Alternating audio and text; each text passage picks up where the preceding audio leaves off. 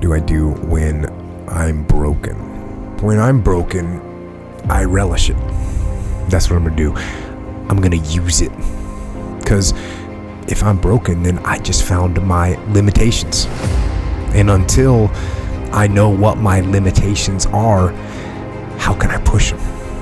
How can I get better? But once I see it, once I feel it, once I see where I was broken, then I can attack that weakness. I can fill in that gap.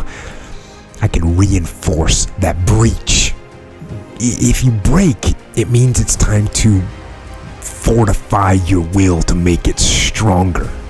There's all kinds of different ways to break. You can break physically, you can break mentally, you can break your heart, you can break your spirit, and none of those are fun, and all of those are gonna leave a mark.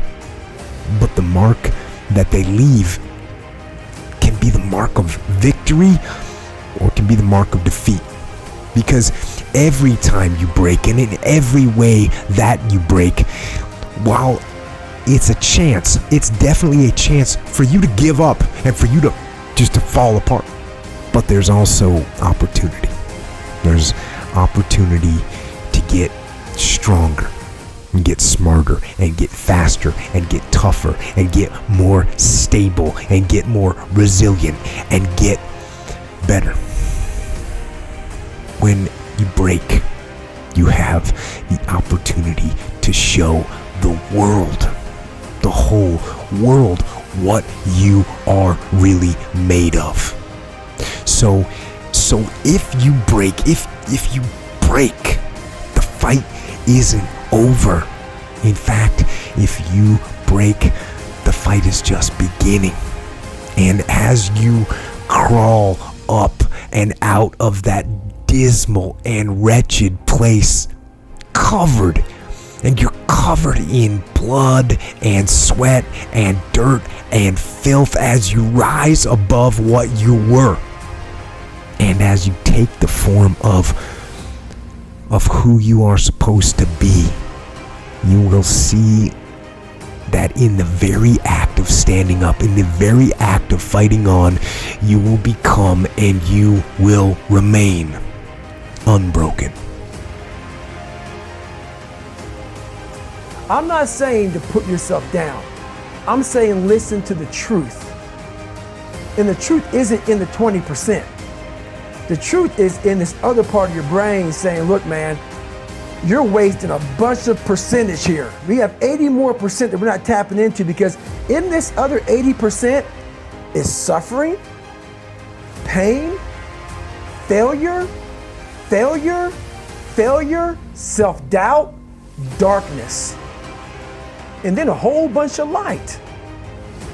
But to get to this light, you gotta go through all of this shit. So a lot of us know that.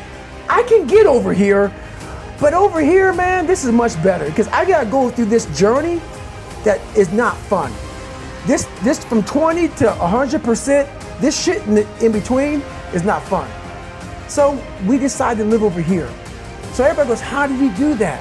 You know exactly how to do that. You know exactly, it's not a magic trick. There's nothing I talk about in that book that's a magic trick. It's all back down to a very primitive mindset of we just have to do. It's like breathing. Breathing becomes normal. Like we don't even know that we're doing it. That's how you have to live your life.